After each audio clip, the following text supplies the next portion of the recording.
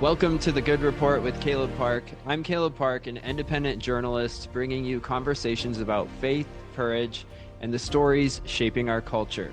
Today's guest is Michigan State Representative Karen Whitsett, a Democrat who has made headlines for standing against her own party on issues like abortion, energy policy, and family values, and recently declaring that she's putting God above politics. When I shared her story on my Facebook page, the response was incredible. Millions of views and thousands of comments. Karen reached out to me afterward, and we talked for nearly 2 hours. I realized her story deserved more than just an article. It needed to be a conversation. So here we are, bringing that conversation to you today. Representative Karen Whitsett, thank you so much for joining me. How are you doing? Thank you. I really appreciate this. This is really nice. It's great to see you in person. Definitely. Great to see you too. You look really good, by the way. It's called No More Stress of the Job. It definitely helps being in the situation you're in. That job was stress. Outside of the headlines, let's get to who are you and where did you begin? Who is Representative Karen Whitsett? Just a person from over here on the northwest side of Detroit. And as I always say, I'm smack in the hood of Detroit. I'm in the house that I grew up in, and me and my husband and my mother-in-law lives a couple of doors down still. And I've been here since 1969. So I know the area, how wonderful it was, to the massive decline that it went through. So I watched it as things changed and as they still change. A lot mostly for, I could say, for the better, but there were things that were a struggle. And my biggest thing that tore down and destroyed my community was the American Motors building. That was a factory that got abandoned by American Motors. And when that left, it destroyed the community. And people left, kids left, families left. So that means all the bakeries and butcher shops and pet stores and veterinarians and all that went one after another. Yeah, you saw that devastation and you lived it. What impact did that have on you? At some point, it's kind of like you get kind of helpless with it. And I contracted Lyme disease. So I pretty much got to a point where I was struggling, myself physically. And I did PICC line antibiotics 86 days, 3 times. And the struggle was real. It definitely was real. My father at the time, my father was always in great health. He worked, he did the lottery at the liquor store around the corner, and he did his pest control, and he would run errands for them and do their banking to keep busy. He's 83. And that February, I just decided, God just put it on my heart that I needed to get his things in order. And like I said, there was nothing wrong with my dad. He was in better health than me. He walked 5 to 10 miles a day. And that Father's Day, he was not looking right, took him to emergency and found out my dad had cancer. So here I am trying to take care of him and trying to take care of myself, now cooking 3 meals a day, because he went from this able-bodied person to just all the way down to not being able to hardly walk. And I would say that 2 days before he passed away, he told me everything about my life now that I could not see for myself, as I'm sitting with a PICC line in my arm and a muumuu gown on. And he told me, he said, look around, look who's here. And I'm like, he's like, I could have died like a dog in the street. And I said, well, what do you mean? I mean, as long as you're happy with the way I've, taken care of you, because we had to have the conversation right then again that there was no treatment. He had lung cancer and there was no treatment for it. And he repeated it again, that he could have died like a dog in the street. And I said, well, Dad, it's been my honor to take care of you. I did not know that he had an aggressive form of cancer, that he only had 3 months to live. No one had disclosed that, which I'm glad they didn't. And he just said, for that reason right there, God is going to truly bless you. And that's not how my dad talked. Yeah. Yes, my dad believed in God. And yes, he said the Lord's Prayer every night, and he got down on his knees and always said he would, as long as he could, he was going to get on his knees. And, he just did not talk like that. He was like, no, you don't understand. He's like, you will not recognize your life. He was like, God is going to truly bless you. He's like, you will not recognize it. He's like, I just wish you could see it. He was like, he told me all about my husband and what type of man he was going to be, and a God-fearing man, and how he was going to be there for me and support me, and that I was going to talk to leaders of the world. And I'm like, oh, okay, Dad, leaders of the world? Okay. Really? I'm like, all righty, he's really lost it. He's gone. He's going. And because I'm like thinking, what leaders of the world, Dad, and for what? What reason? Yeah. He's like, no, you don't understand. He's like, people are going to want your opinion. They're going to call you. The mayor's going to call you. The governor, they're going to need you. He's like, I'm telling you, leaders of the world, you're going to talk to. And he's like, you're going to be before thousands, hundreds of thousands and thousands of people. And they're going to want to hear what you have to say. And you're going to be on television. I mean, he was just saying all these things. And I'm like looking at him like, okay, my dad is he's gone now. So that was 2 days before he passed.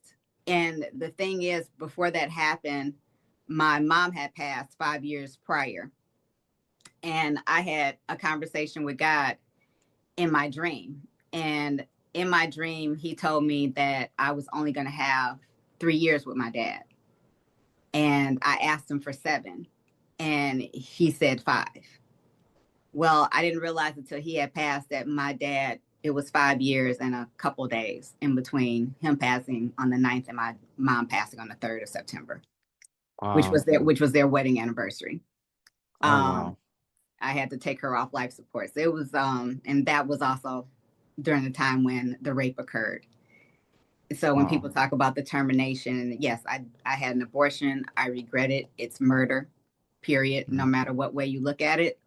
I had just taken my mom off life support, raped by somebody that I knew that was supposed to be being supportive, because I had no support system with trying to deal with everything and with my mom and all of that. I was working and trying to go to school, and I had my son, and it was just all a lot, all at one time. And for that to come down on me, it's still no excuse. It's still a cop out. And it's still something I regretted, and it ended up turning into an umbilical hernia.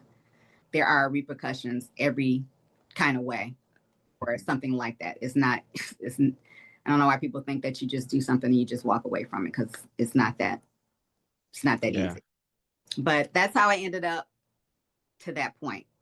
Not on purpose, not planned. Nothing ever in my life has been. I kind of just go where God leads me. And I just have been getting my butt kicked in Lansing since 2019, and definitely did with the president and COVID. And like I said, all I did was tell him, thank you for mentioning hydroxychloroquine, which was something I took during my treatment for Lyme disease, as my lungs would fill up with fluid. And I had forgot all about it until he mentioned it. And my doctor has since passed away, so I couldn't get it from him. And all I did was say, thank you. I didn't know that was Republican or Democratic, or I thought it was thank you, just like saying, hey, I can't do this anymore. I've got to listen to what Jesus is telling me. And I know I'm kind of jumping a little bit, but when it came down to it, of December 2024, 2 days before Christmas, I died, and I could feel myself leaving my body. And the first things I thought about was like, oh, I don't want to leave my husband. I don't want to leave my dog. And then a sense of peace came over me, like, oh, well, they'll be okay. It's like a peace beyond understanding, I guess is the best way to describe it. And I looked up, and I was what I thought was or perceived as Jesus, but it was like a white stained glass window. And he didn't say anything. And I just kind of like looked around, and I saw like what looked like my entire life all the way to the right. And it was all white. And I was like, oh, okay, cool. I was like, oh, so I made it. Yeah. And he didn't say anything. And I was like, ooh, okay, it wasn't a good time to joke, huh? And something took me to the left. There was a calendar with 1-pagers, and it had my current date of that age on there. And then they started tearing, and it went to like 63, and then it stopped. And then it started tearing some more, and it stopped at 70. And it said, well, this is when you're going to die. And I was like, dang, 70. I'm like, well, okay, God, if that's what you're giving me, I can't say much about it. Okay. And Then it was, this is why all of this is happening to you, because you stopped going to church on Saturdays. You spent too much time on, it was very specific, on TikTok. Oof. That I was not thankful enough when my student loan was forgiven. I did not show gratitude and thanks. And that I was not telling anyone about Jesus. I had no fruit. And next thing I know, I saw myself plummeting straight into hell. Because I thought I was getting ready to go through where Jesus was. No, I plummeted straight into hell. And it wasn't like how some people say the smells or this or that. Yeah. I could feel the heat and I could see myself falling. I could feel myself falling. Only way to describe it is like a roller coaster, but watching yourself. And I'm looking at this and I'm screaming and then I'm realizing what is happening, that this is, I'm going to hell. I look and I see fire in a wall. I see faces screaming in the wall. I can feel the heat. I wasn't there long. I got snatched back. And when I was snatched back, I'm like facing something. And it was like, I better tell everyone that heaven and hell is real and that Jesus is coming back and that they better get their life in order. And that I better tell everyone. And I ended up in the hospital for 2 days. They were sticking me, trying to bring me down, knock me out. Nothing would knock me out. I close my eyes, I see fire. I open my eyes, I see fire. All I kept saying was, I see you on the cross. I see you on the cross. Jesus, I see you on the cross. I would say the Lord's Prayer. And yea, though I walk through the valley. And I just got, when it started getting to the end of that second day, and I just said, well, Lord, you said if I have faith of a mustard seed, I know I have faith of a mustard seed. And I could see this demon and I could feel death coming over me. Like this is it again. And I'm not getting a chance. And then what I perceived to be like Jesus in the corner of the room. But for 2 days, it was on loop where Jesus would be walking out, what I perceived to be Jesus. I could see the robe, a white robe. I could see a sandal, and it would be going into a door and closing the door. And I would just keep saying, please don't turn your face away from me. Please don't turn your face away from me. And I was telling every nurse, every doctor, anybody that would come in there what was happening. And they would say, that's not Jesus. He would never turn his back on you. That's Satan. He would never do that. I was in what seemed to be like a well, like an old biblical well with the old rocks. And then above that were people who looked like they were in the Bible. And I think it was 1 or 2 women. And they would look at each other and they'd look down at me and they'd shake their head and then they would cover up the hole and I would drop. And this just kept going on a loop over and over again. And then all my words just started getting jumbled on Christmas Day. The Lord's Prayer started getting all jumbled together with everything else. I couldn't get my words out and I could just feel like this coming over me. But then it stopped and then it went back like this shadow. And I could see what looked like a demon on one knee at the foot of the bed and what I perceived as Jesus in the corner. And I just kept saying, I see you on the cross. I see you on the cross. All my words are going together. I can't remember what's what. I don't know what to say at this point. God, if that's where I'm going, I'll accept that. And I will just accept it. And I'm not going to stop praising you. And I see you on the cross. And then that's when everything stopped. Wow. It was terrifying. It has taken me a long, long time. Because like I say, that was in December of 2024. To really start making heads or tails, and I'm still making heads or tails of it. What I perceive of it being is that I was not being fruitful. I honestly thought just going to church and all my years of going to Nativity Lutheran school, catechism and communion and going to high school, like that was it. You know, like, hey, I'm good. You know, I know this stuff. Well, the devil can quote the Bible too. But what we're not being taught now and what is so sad, and I don't know how pastors and bishops and whoever else can live with themselves, that you have people sitting in your pew and they're going to clap their hands and hallelujah and praise God their way straight into hell. Because that's where I was headed. And I did not realize what it really truly meant to walk the walk, because you're not being convicted.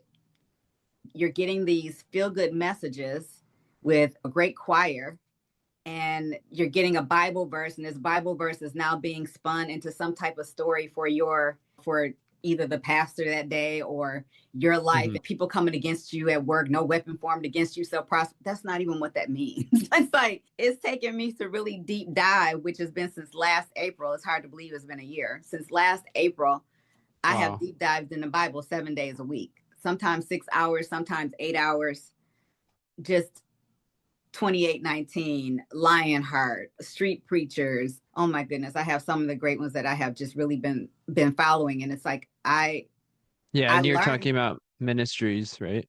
Yeah, and I learned that if your pastor cannot be in Matthew for 6 months, you need to find a new church. If you're rolling into church after getting out of that sin that you left the house in, and you're leaving church and going right back into that same sin that evening or that Monday, and you're not convicted, the pastor has blood on his hands. I mean, it's just as simple as that. He has blood on his hands because he's responsible for you, and he's not shepherding you. But you're also responsible for yourself when you learn that a certain thing is a sin. Once saved, always saved is not true.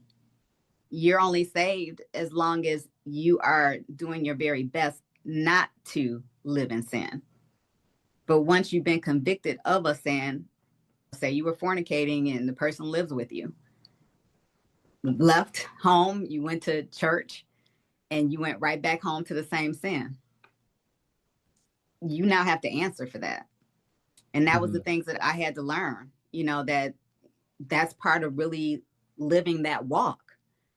And people are not being taught that sitting in these pews. They are not being taught that we are in the last days. They are not being taught that Jesus is coming back. That bottom line is we're in straight Sodom and Gomorrah. Same thing in Noah's days. This is it. I mean, we are literally in it. And I'm not trying to put some time stamp on it or anything like that. But, when I say the last days, that also means that you have to be doing your part to make heaven crowded for these last days. Before your breath is snatched from you, you have to do your part for his kingdom. And like I say, I wasn't doing that. Wow. You've covered a lot of things, and it's incredible. I really think that your story needs to be a book or a movie. It's amazing. Like, maybe she'll be evangelizing to people around the world with this message, Okay, look, that is something that I don't know if like I say, I watch these pastors, and you are accountable, for people. And that is just such a heavy weight. And I don't understand how people who are leading these churches are more concerned about the people in their pews, and getting the money. Yeah. And making people feel good. I don't know when, the Al Sharptons and the Reverend Wendell Anthony's of the NAACP changed to who they are. Yeah. Where is it in the Bible that the LGBTQ has become, Black people's fight? Yeah. How that's not our fight. That's not the same. That's not the same as, people trying to get their rights and voters' rights and so forth. That's not the same. And so I don't understand how we have gotten here, and that they are okay as leaders who have to answer to God. They have to answer for this. How do you justify it? Because there's not a place in the Bible I can justify it. Yeah. This is kind of what led to your Facebook post that kind of blew up those headlines, right? The going to hell essentially and coming back with a message that was life-changing for you. Yeah, I mean, it's real, and it's not a game, and the part that we play in it, we have a huge responsibility. And now I look at it as every day, what did I do for the kingdom? Did I do anything? Did I talk to someone? Did I post something or share something? Did I try to answer someone's question that they may have? Because I'll even talk, if people are on my page on Facebook, I'll even talk to them on the phone, because a lot of times it's just too difficult to try to put it in a message. And I'll do that. Someone said, well, what about all the programs being cut and children dying, and they're going on and on and on. And it's like, well, you're in the devil's kingdom right now. This world belongs to him. You know, he's on a roll. He's on full reign right now. And it shows how we have compromised ourselves and the things that we tolerate and are accepting of because we want to be kind to other people. Being kind is not accepting a lie. Mm-hmm. Being kind is telling someone the truth. You will never be a woman.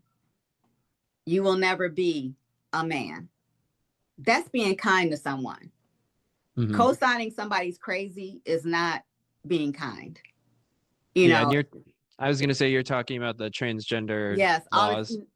and the laws that we have here. I mean, the law, and this is one of the things that put me over the top, is one of the things that we pushed through was that a man who has even been fingerprinted before as a man can now change his vital record, his birth certificate, to be female. There is no affidavit or anything that has to be done by a physician saying that he's actually had a sex change or has done anything exterior whatsoever. He can then change his driver's license, birth certificate, and passport. So his entire past is wiped out. So if you went and married someone and they said, oh well, I can't have any kids, you would say, oh, okay, okay, I love you, that's fine. And then something tragic happens and you find out 10 years down the road that you actually married someone who was a man. You're not the wiser. Mm-hmm. Somebody's going to die in that situation. I don't know anybody who would be okay with finding out that they've been lied to for all those years, that they married someone and it's not who they were told. They weren't given a choice of this is what I want to do. And it goes back to the whole thing of keeping men out of women's sports. How? Mm-hmm. If your birth certificate is changed, how? Yeah.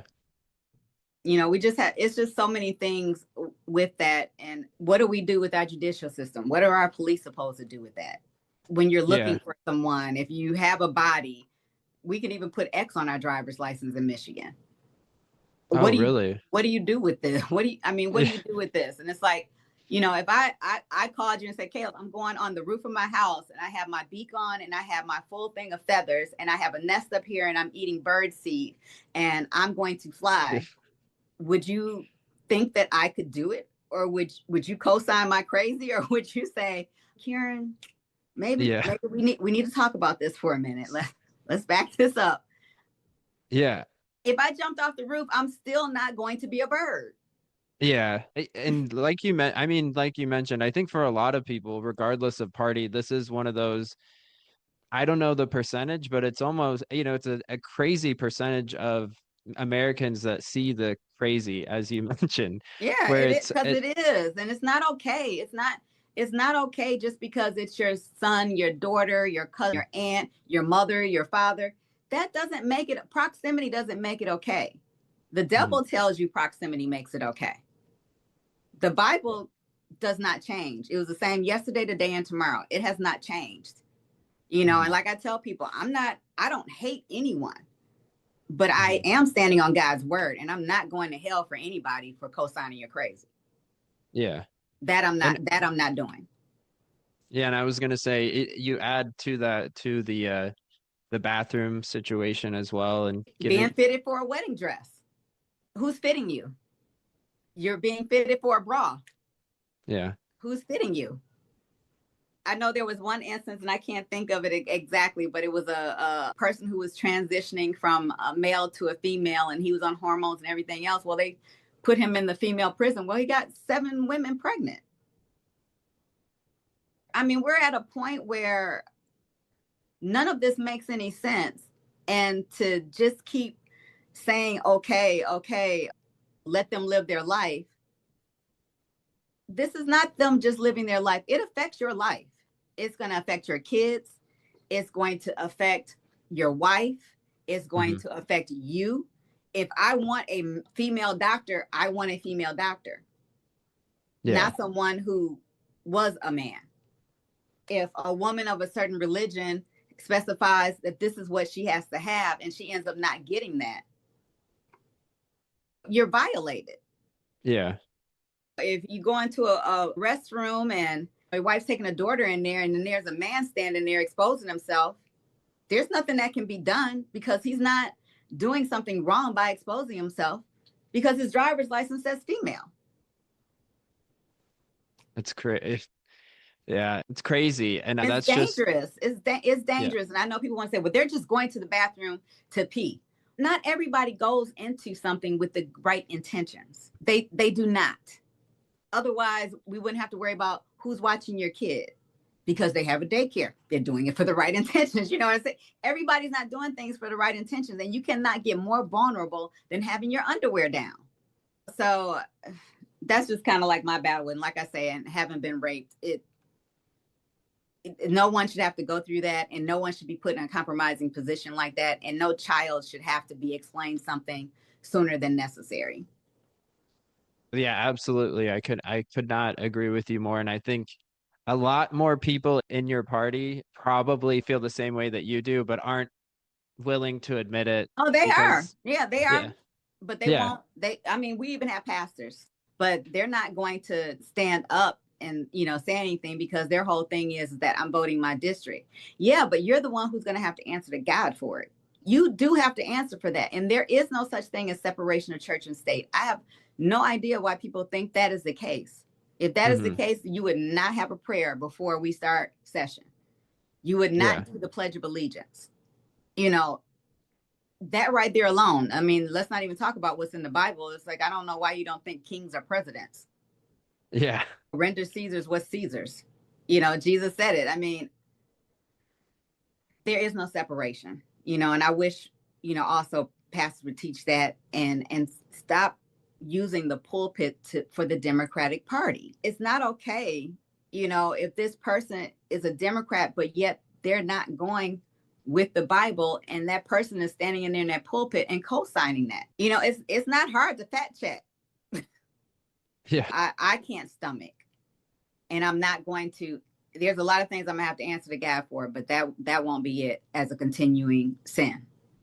Yeah. So I was gonna say transgender was the tipping point, one of the tipping points for you. And What were some abortion. of the, yeah, I was gonna say abortion. What did that look like as a representative, representing Detroit, a very liberal city and district and area that you're in? Like I say, I've always voted my district. I've never not hmm voted my district. That's something I took very seriously, but I'm hmm also not going to compromise myself hmm and get lost. And so that bill with the changing of the birth certificate, that was a huge compromise for me that I never saw coming for myself. hmm Um, and that was something at that point, I'm like, okay, now I'm getting to the point where things I can't stomach. And when it came to the abortion issue, it's like, yes, abortion was law. It was on the ballot. It got voted through. But the governor, however, wanted my community to pay for those abortions through Medicaid.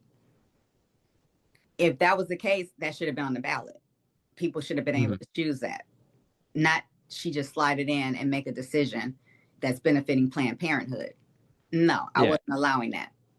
And So you're talking about the current governor, right? Governor yeah, Gretchen Governor Whitmer. Whitmer. And Okay. I was not going to stand by and let that happen. There are people who were the most conservative people who voted for abortion because they wanted people to have safe and accessible. And they know hmm desperate people are going to do what desperate people are going to do.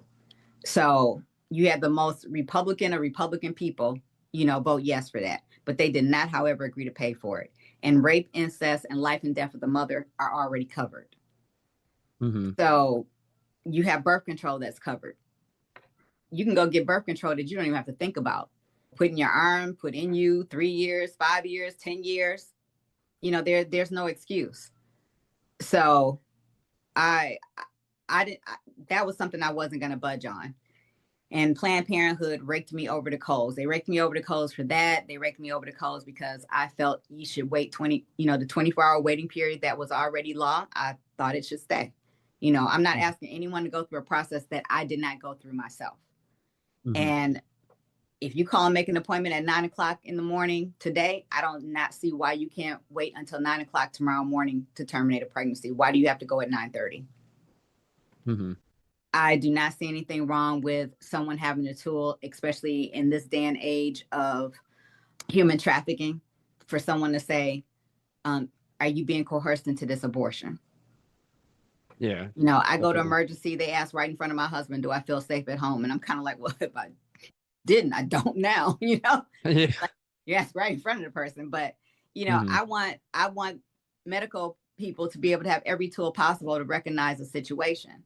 And, Yeah. you know, people always wanted to come to me and tell me about their one case about how somebody couldn't get their printer to work to sign off on the form, or they couldn't fill it out right, or they're coming from these other states and so forth. And it's like, that's about what, 150 cases. I'm sorry, I don't make laws for the minority. I make laws for the majority. I can't afford to make laws for the minority. So if you can't fill a piece of paper out properly, or find a printer, or go to a library to print this form off, then maybe you should not have been walking around without supervision. I don't know what to say. Hmm. But those were just things that I was not going to budge on when it came down to that. And Planned Parenthood raked me over the coals. They did media, they did press conferences constantly. There were videos and things advertising against me as if I was stopping somebody from having an abortion, which I was not stopping anyone from doing anything. You know, it was Hmm. already law, but these were things that I was just not going to budge on. You know, Hmm. I wanted to have certain things that were still there already in law about the facilities and what the requirements were for the facilities to be safe. I didn't say anything wrong with leaving those things there. Hmm. You know, so it was just things like that just really took the whole abortion issue over the top. And there were so many people that I worked with. It was probably, I don't know, 11 colleagues, but they wouldn't come out and support me in public. I'm the one who took the heat for it. They thanked me, but they were not coming out in support of me at all. You know, no Hmm. one's willing to take that heat. Everyone's concerned about their position and, you know, their position in the Democratic Party, and people in their community support this. And, you know, I don't know. Yeah. And so we've covered transgender, abortion. I love how you just choose the hottest topics you could possibly pick, and you're like, nope, nope. Did you have any issues with gun control, or what other I do. topics did you? I Let's do. go through them. I do have an issue with gun control. One of the things that had came up, I am trying to say this tactfully. Hey, Like just between you and me, right? I mean, like I say, I grew up in the hood. I grew up with YBI, you know, Young Boys Incorporated, and all these other different gangs and the drug dealers, and, you know, the whole nine, you know, fighting and getting drug dealers out of our community, even a house that was next door to us and across the street from us. I've lived through all that. I've lived through the shootouts and the drive-bys, being in high school and going to McDonald's, skipping with everybody else, and just leaving out the McDonald's, and the McDonald's gets shot up.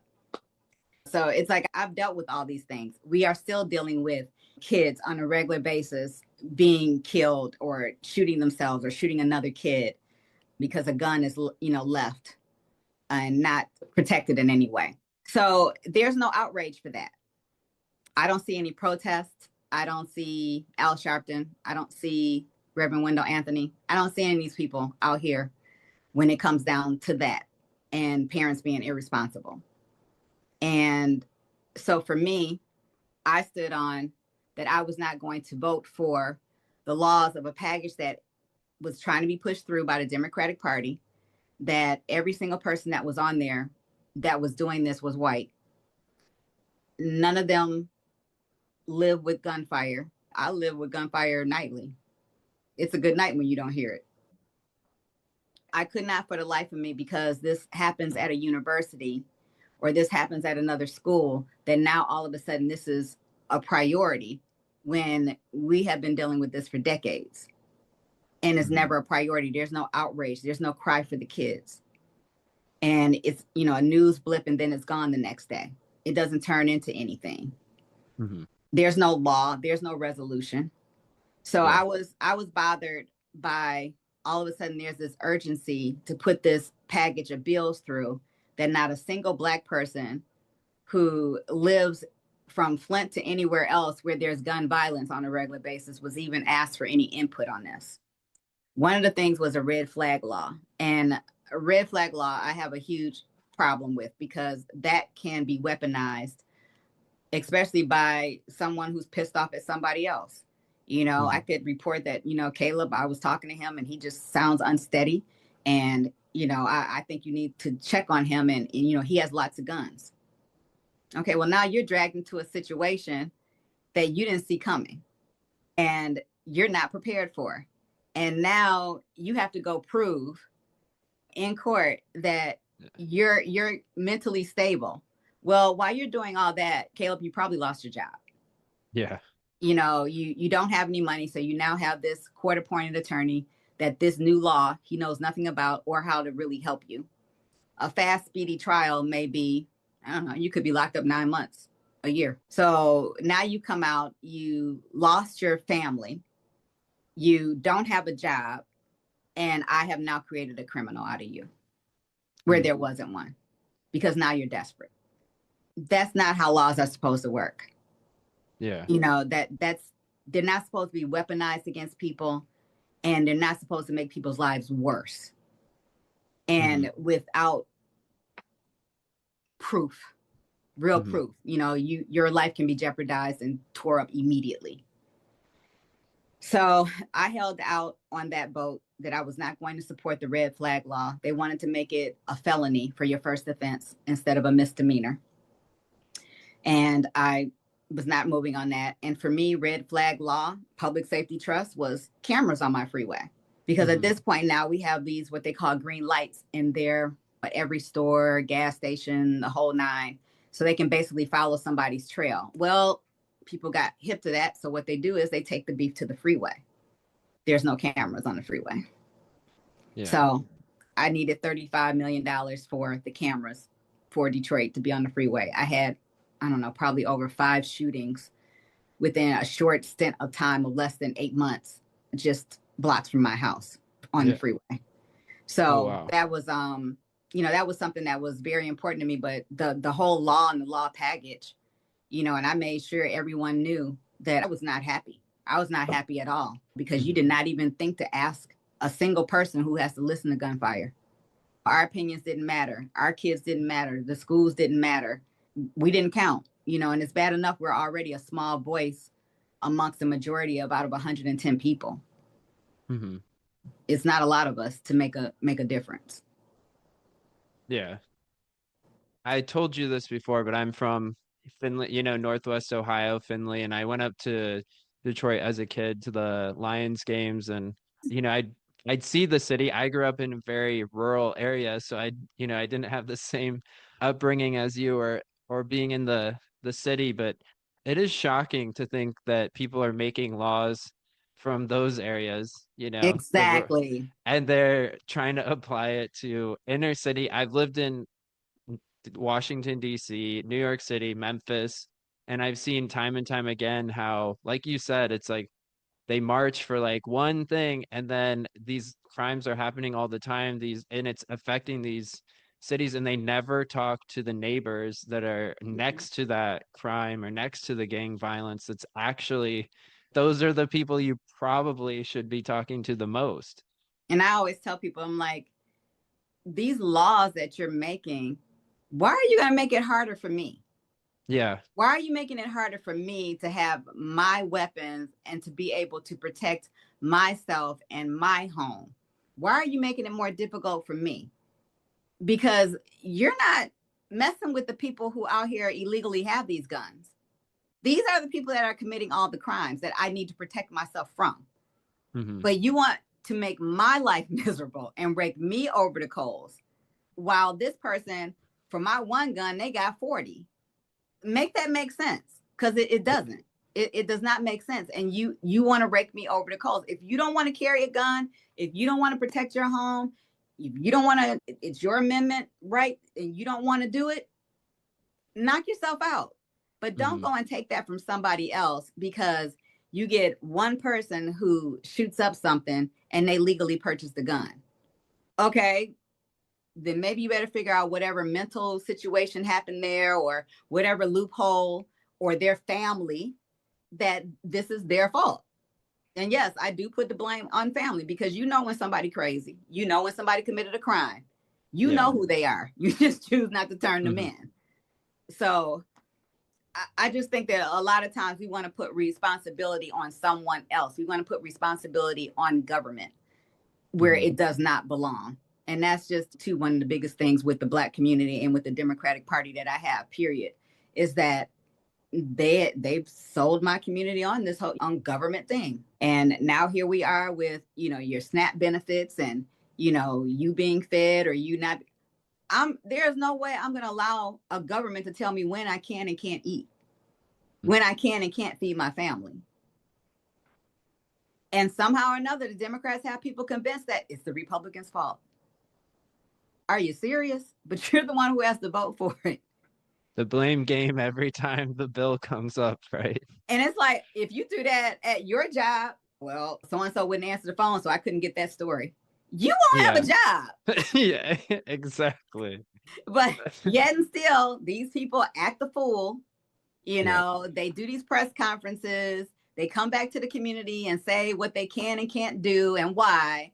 And we just applaud them on. And they go back and they're making a fool of themselves. But you know what? They're doing speeches and they're getting paid.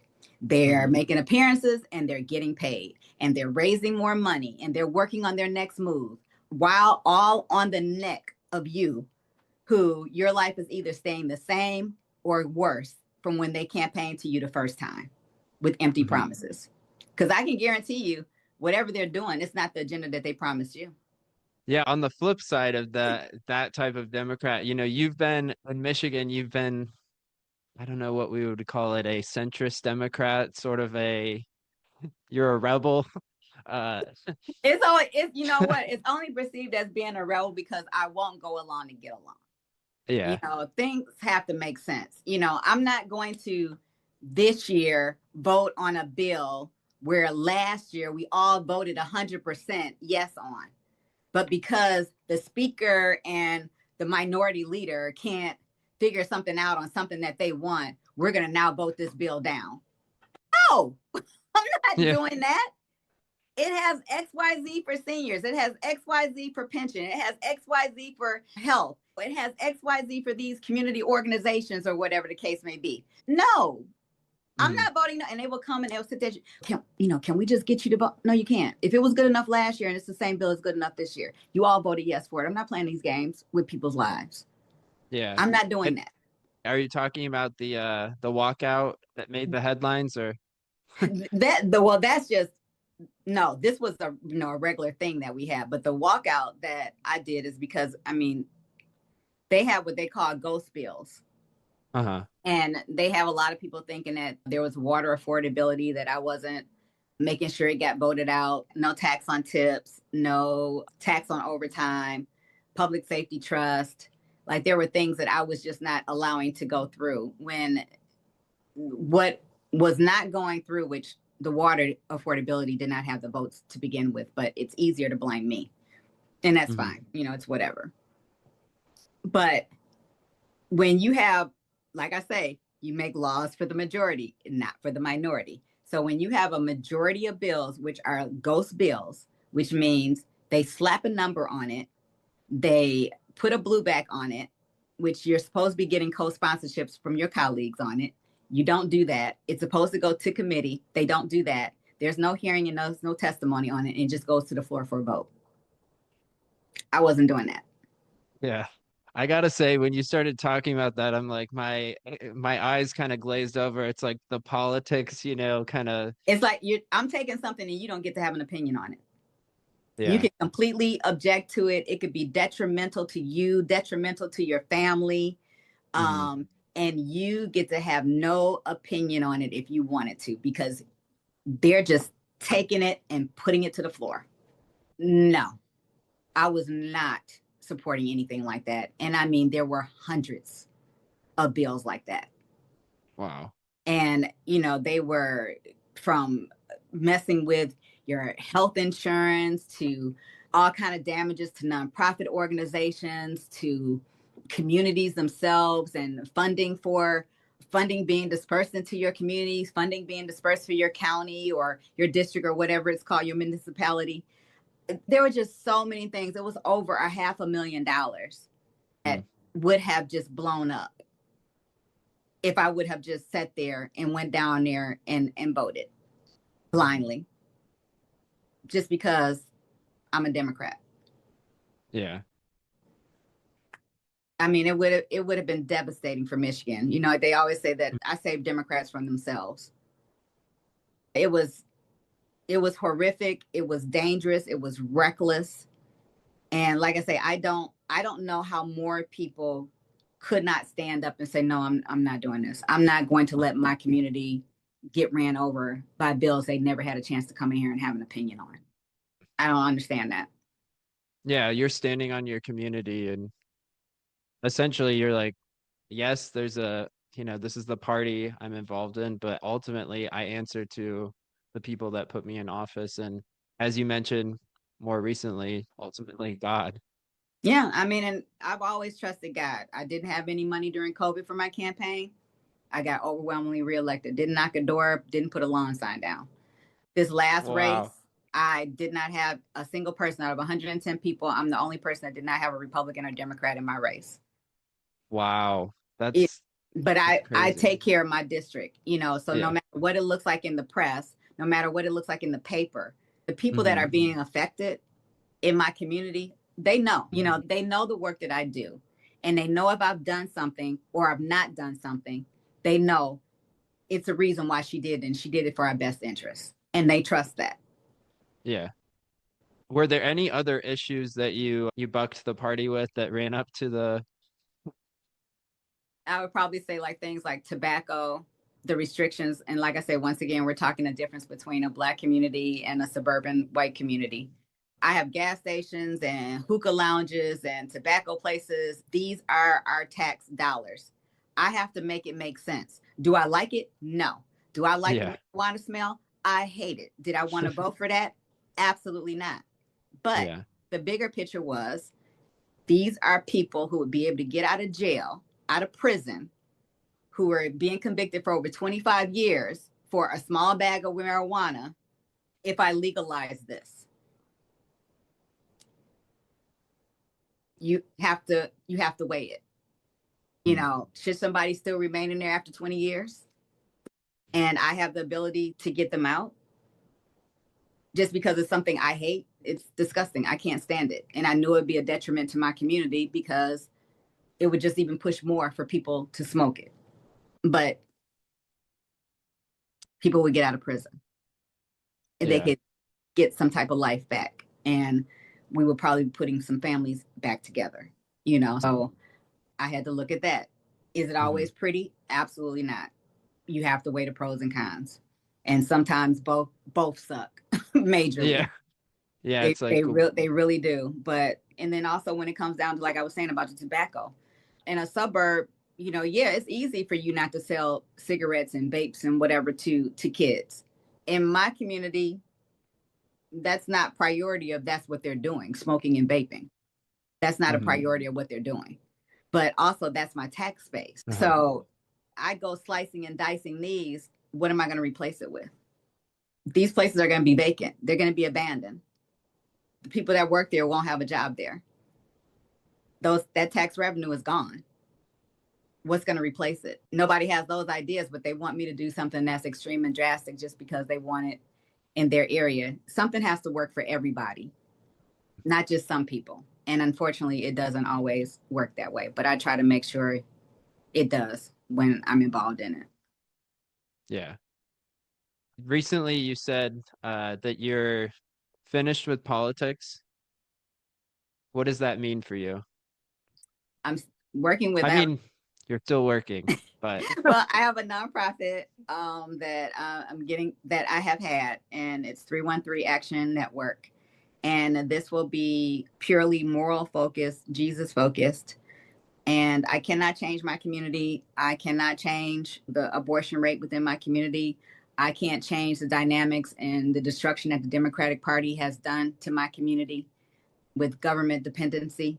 But I can, however, work with men and help them not be emasculated as they have been, and to help them to be able to get on their feet, to get into a trades, and then to own a home, and to make them stable and be able to have a budget and be able to parent their children and be involved in a church. And long story short, all these things accumulate into a point system that turns into dollars for them to be able to have for a down payment for a home.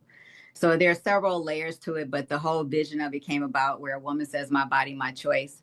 Well, it's my sperm, my voice. And that was the whole overall of it. And it's to really make the playing field and friend of the court more level for men, and that they're not being abused and taken advantage of and just being the sperm donor and paying child support, that they actually be able to be active in their child's life. So I want men not to be emasculated in the manner that they have been and that the Democratic Party seems to love to do and have been doing and has gotten even better at doing it now. Oh, I know when I posted about your story, a lot of people were commenting, is she switching parties? And I think you mentioned when you met President Trump at the White House before that he might have asked you that question. Yeah. So is that something you've thought about, or is that something you're going to do? I want people to get off the Democratic plantation, or I'm just the Republican only type of thing. I want people to vote and help support candidates for their morals and what they stand for and what they're going to do, as well as supporting the people who are running in office that are surrounding them. It's impossible to do it by yourself. I've taken a lot of blows over these 8 years.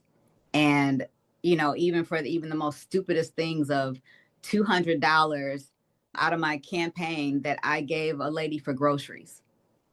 Wow. I'm not telling you who she is. I'm not giving you her information. I don't need to build myself up off of somebody else's shortcomings at that time. I'm not doing that. But that's what the press wanted me to do. I'm not doing that. Yeah. Well, we've never seen anybody have what you have in your report, and you've sent other things to other people. Well, maybe that's what you should be worrying about, wondering why. Ask them why they haven't. I don't have a problem with using every dime that I have. I barely have one fundraiser a year. That's not my thing. And we even talked about, people always want to say keeping corporations out of campaigns. How am I supposed to run for office? My family doesn't have money. My community is not wealthy, you know, and the people who are saying these things are getting funding from other states, from other donors, through other organizations that are not even here in the United States. All these socialist leftist parties, they're not here. And they're controlling our local elections, our government, our federal elections. They're controlling everything, and we're allowing it. And I say this and I will continue to say it, and I don't care. I will stand 10 toes down and say it with my full chest. The worst thing that ever happened to any human being is far left white women. They are destroying our country. They are destroying the family dynamic. They don't believe in anything. They don't believe in God. And if they do say God, they mean the universe and whatever else, rocks or whatever else they believe in, and hugging trees. But they do not believe in the God of the Bible. And if you say Jesus to them, you might as well have thrown holy water on them like the Wicked Witch and watch them melt. They don't want to hear that. And it's funny that you say that, because it seems like it's like every big Democrat cause, they're always the ones that you see protesting. It's like, do they have, I don't want to go there with like, do they have jobs, or They don't. like, They don't. is That is that their their, job. is, That is their job. That is their job. And the yeah. thing is that I don't, like, even here, I don't know how ICE has become my fight because I'm Black. What? That's not my fight. I want everybody out of here that don't belong here. I don't want the illegal squatter in the house. So I definitely don't want somebody who came through my country illegally. I can't come and just bust up in your house. Yeah. And say I'm staying. You know, and I ask people, I'm like, okay, well, how many of these people are you housing in your home? How many are you Yeah. feeding and taking care of? Since you don't mind strangers, being here and not knowing anything about them, I'm sure, how many rooms do you have in your house? How many did you open up to them? Because I don't understand. I don't understand for the life of me. But it's always easy to say these things because it doesn't affect them. Mm-hmm. It's not smack in their face. It's Yeah. not in their neighborhood. It's not in their community. But this is a voting block because Black people are no longer a dependable voting block. We don't vote like we used to. So they have given us abortion, and we have now been aborting children and giving that blood sacrifice to the devil on a regular basis. Sometimes a person 2, 3, 4, 5 times. And then when they do finally have a child, that child is either going to kill somebody, be killed, or kill and be killed. Because the bloodline is hungry and the devil wants it, and it's going to continue. So that's a dynamic that's not going to change. So they bring in a whole new group of people that will be grateful for numerous generations and will have a lot of children and have come in here and been government dependent. And they're going to be grateful and they're going to vote Democrat. They have another guaranteed voting block. Us, we're either dead. Like I said, you're either dead or you're in jail. You're not dependable. You don't register to vote. You don't do it. So yeah, we're pretty much wiping ourselves out. Yeah, it's really cool. Cool to see your story going from inner city Detroit or living there, and representing your people. What would you credit that's carried you through being attacked by your own party, Planned Parenthood, all these organizations, the NDP? I know you Union, mentioned that. every union. Yeah, things that organizations that would typically be in the back pocket of a Detroit representative. What's been the bedrock for you? What's been that thing that keeps you going? I would definitely have to say my God, of course, like I say, Jesus wasn't as parent in my life that it should have been for people to be able to see without any doubt or have any question. I shouldn't have to, say that. It should be apparent. But the people in my community, they are seriously the voiceless. And to be able to really explain to them how these things actually work and how to hold people accountable that you have elected and, how they lie to you, continuously, and just empowering people. Like I say, I do a lot of roofs on my seniors' homes. Geez, I think I did like 40 roofs this summer.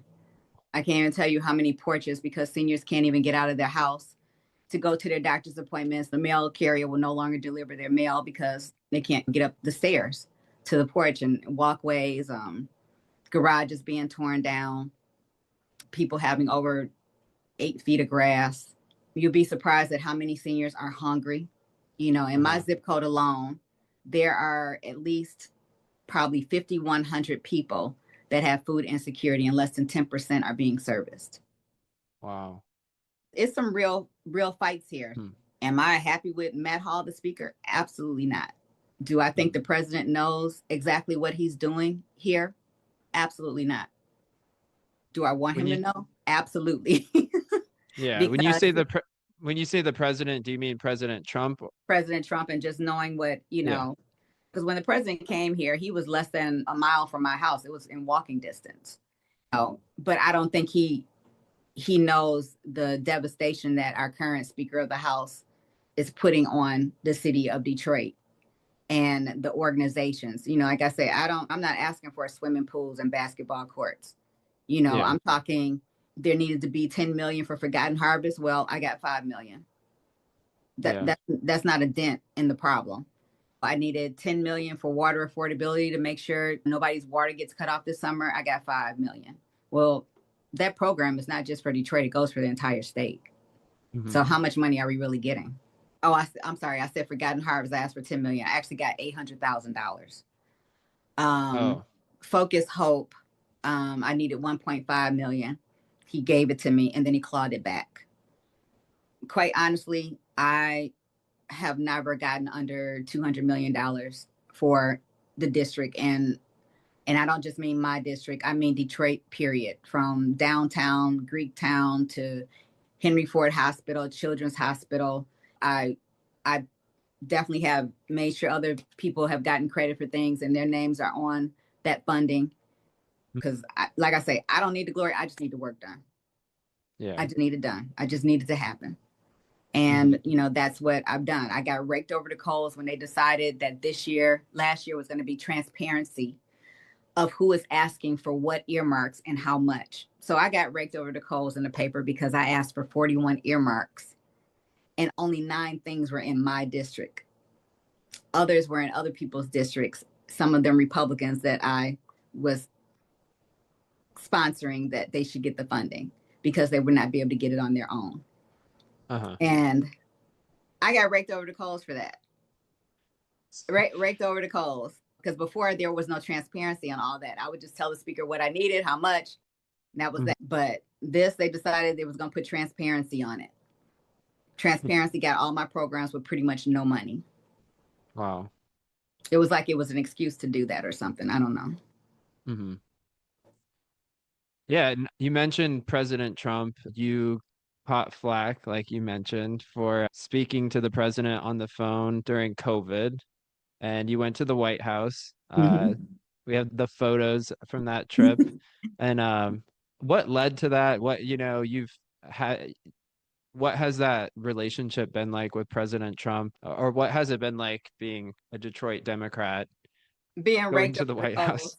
Yeah, being raked over the coals for that, and I could not for the life of me understand how is it a horrible thing that, like I said, once again, this black girl from the hood over here with the high school diploma, that she can call the president of the United States at 11 o'clock in the afternoon. He calls back like 7 or 8 o'clock at night.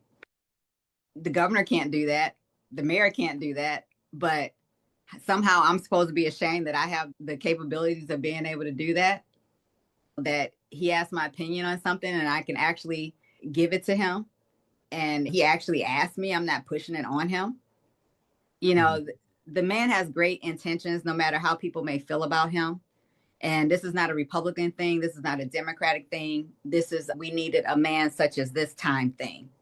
And I'm very proud of the work that he's done. I'm very proud of the president that he's grown into be this term versus the one he was in the first term. And there's a lot more I would like to talk to him about as far as Detroit is concerned, and things that I know that I would be able to give some input on that would definitely make a difference and a long-term difference. Mhm. But our responsibility, I don't care who's in office, is to pray for your leaders. The Bible says so. So I'm not going to tear him down just like I didn't tear Biden down.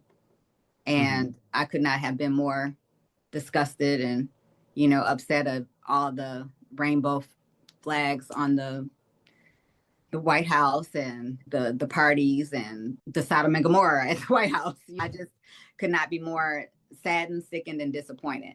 But they'll pray for the president, no matter who it is. And I don't think it's any excuses not to work with somebody just because you don't get along. I don't have to agree with you, Mhm. and I'm sure there are probably tons of things we don't agree on, but Yeah. you're still a great person. And, Mhm. which is also why I sit near Republicans and Democrats where my seat is, because when it comes down to a bill and someone's telling me they're voting no on it, I want to know their perspective. I'm not trying to Mhm. change it and I'm not mad about it. I just want to gain an understanding because it makes me look at it differently. Yeah. Yeah, And I think that's what we have to do.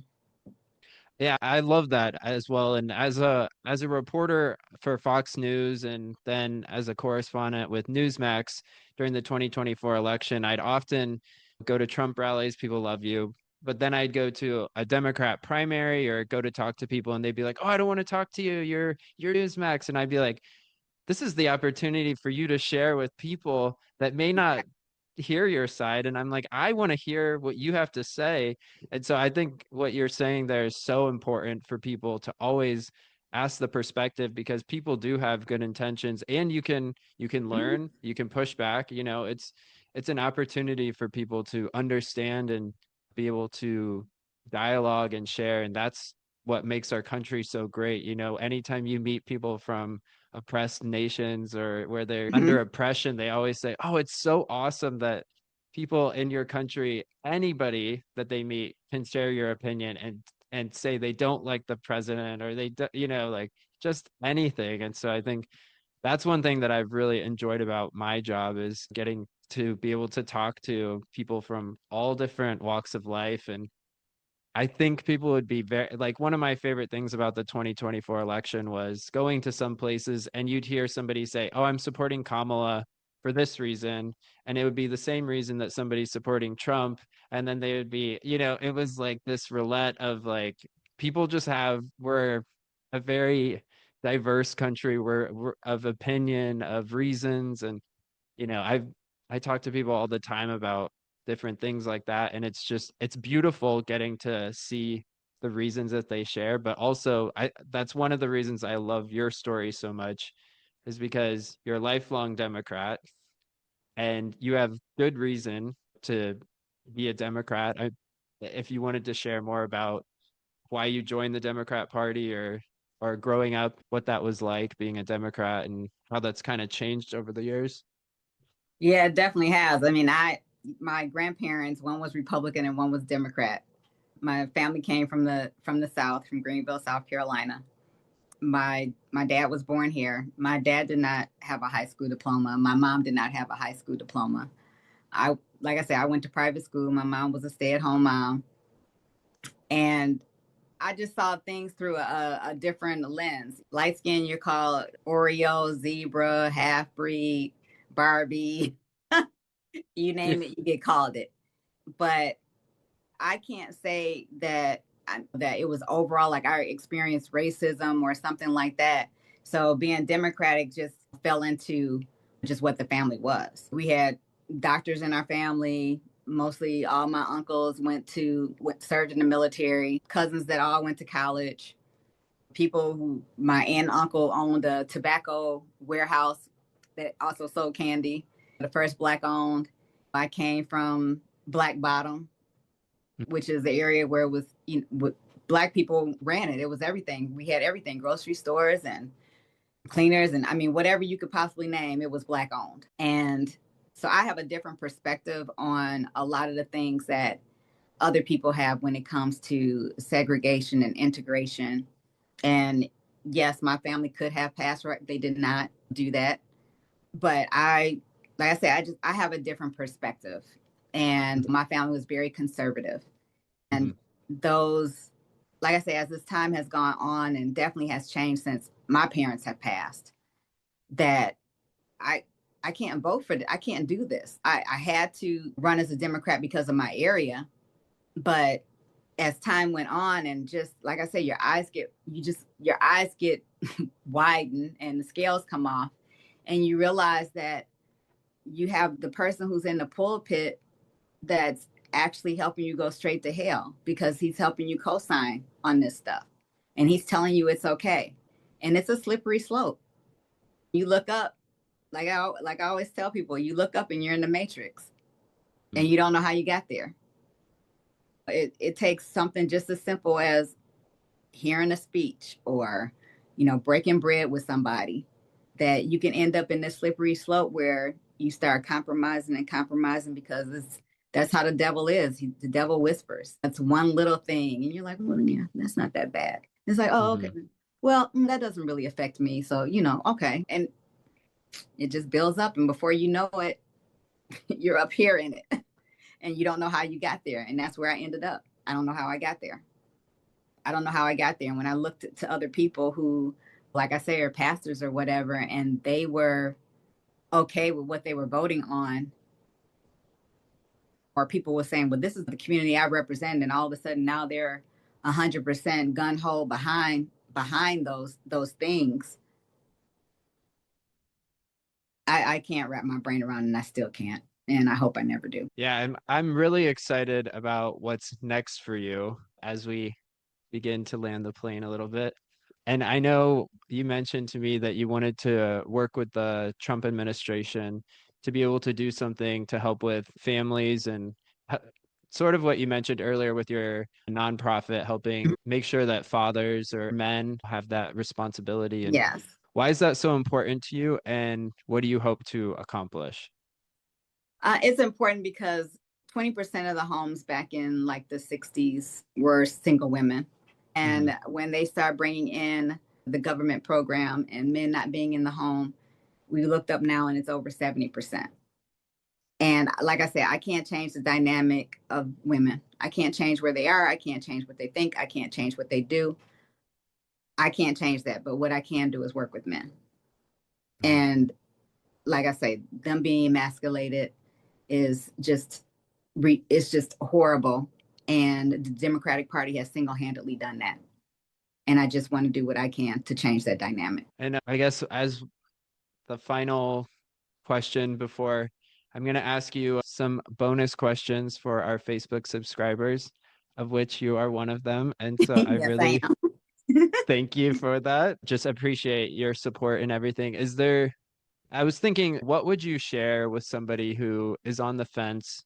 That person that's walking maybe into church and just kind of they're hearing their sermon, they may vote a certain way, but they're looking for answers but not really in the fight. What do you say to them, given your perspective from politics, from being somebody that you never thought you'd be involved or where you are today, and just all that God shared with you? What would you say to that person? I would definitely say to guard yourself more. That was something I had to learn.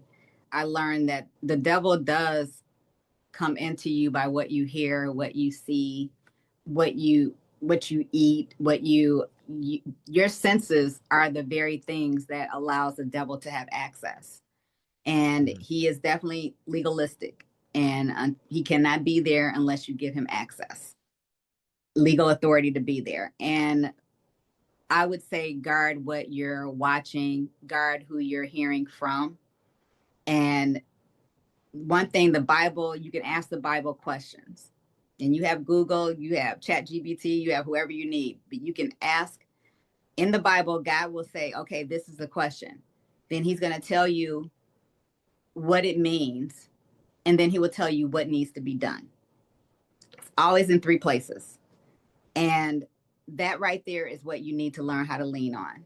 And like I say, I would tell people use ChatGPT, use Google while it still works for that, because we know the Bible is going to be extinct. But 2819 and Lionheart and street preachers and people along those lines, you will find them. Stephen Darby, he passed away over 11 years ago, but he's phenomenal and was ahead of his time in everything that he spoke. And he passed away at, I think, like 43. Very dynamic young man, and I follow his things. And you need people that are going to give you Bible. You need people that are going to give you verse by verse, that are going to make you feel uncomfortable and make you squirm and make you probably be pissed off at them. That's what you need, but you're not going to get it from people who agree with you. You're not going to get truth from people that agree with you, because they're going to justify, as I say, you're crazy. You're always going to find somebody that'll justify you're crazy, just like an alcoholic will find another alcoholic, and, a crackhead will find another crackhead, Yeah.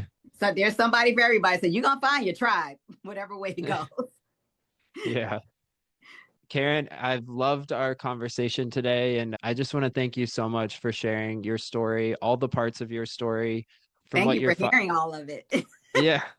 And I wanted to say too, with your father, it's really cool to, hear that prophetic word that he gave over you, and just for you to see that. And who knows, where you'll continue to go with speaking to world leaders and impacting our country, and helping people listening now, fathers or kids, maybe even, or wives or women, just all these people that this impacts them on a daily basis. And that's one of the reasons I wanted to share this conversation, was kind of a long form discussion that somebody could be at the gym or washing the dishes or on a long drive, just being able to hear the wisdom that you have to share. And before we wrap up, I'm going to ask a couple bonus questions that we'll record as a special segment for Okay. Facebook subscribers.